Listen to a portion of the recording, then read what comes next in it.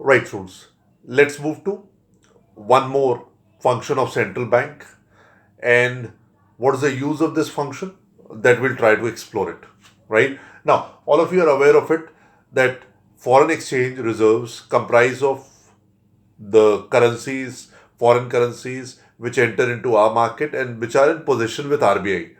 US dollar is one of them, right? Currencies of other countries are also a part of it. So when I take the balance sheet of RBI,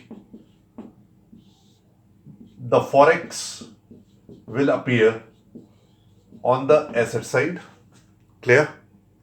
And whenever there is increased interest of foreign institutions or individual in Indian companies, let's say for example,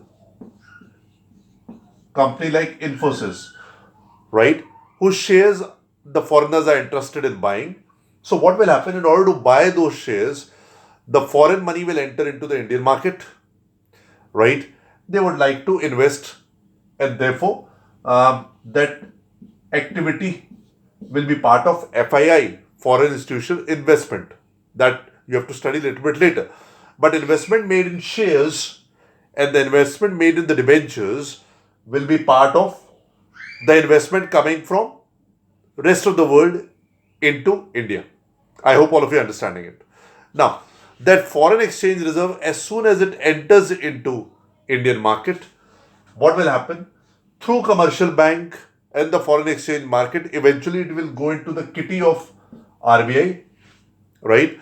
Because eventually foreign exchange will be taken by the foreigners and they would be giving it to the commercial banks wherein they will exchange Indian rupees, and for that the result will be that foreign exchange will enter into Indian market. As simple as that.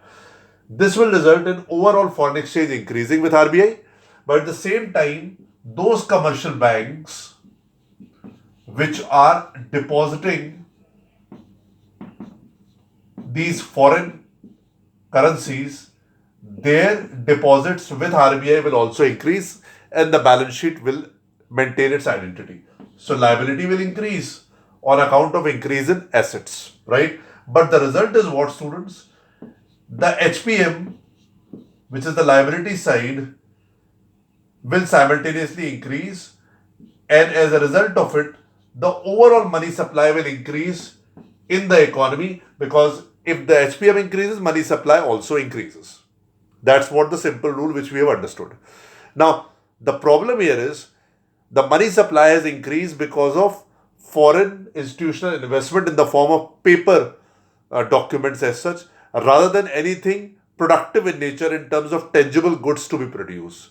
So, when nothing is produced and extra money is thrown into the market, it has a tendency for inflationary pressures and the price level in the economy will tend to increase. Now, when the price level tends to increase, it is the job of RBI to control that unnecessary increase in the price level consequent upon external shocks created by these investments. I hope all of you are understanding it. External shocks created by these investments. So what RBI will do? RBI will use its government securities, which are also its asset, and they will sell it into the economy. And from there, what will happen is, as soon as the government securities are sold, right, the money from the market, extra money from the market, to the extent what RBI thinks, will come back to RBI, and as a result, what will happen? That the currency with RBI that RBI has thrown into the market, that will also reduce. Am I clear? Currency basically, which is in the economy, will come back to RBI, and therefore the currency in the economy will get reduced because of this particular incident. What RBI has done? They have purchased the government security, they have sold the government securities rather, and taken away the currency from the economy. So overall currency in the economy has reduced, right?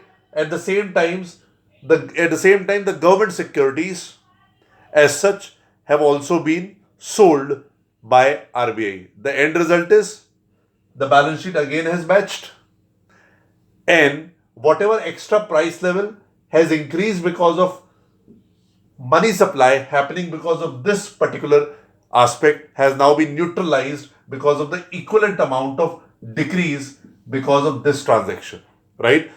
This transaction of selling and purchase of government security is also called as open market operation, which we'll discuss in the other video. I hope all of you are understanding it.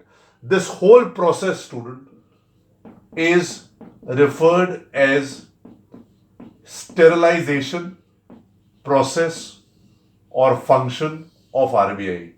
What is sterilization? Preventing the economy from the external shocks like it is happening in this example. I hope all of you understood it. Thank you.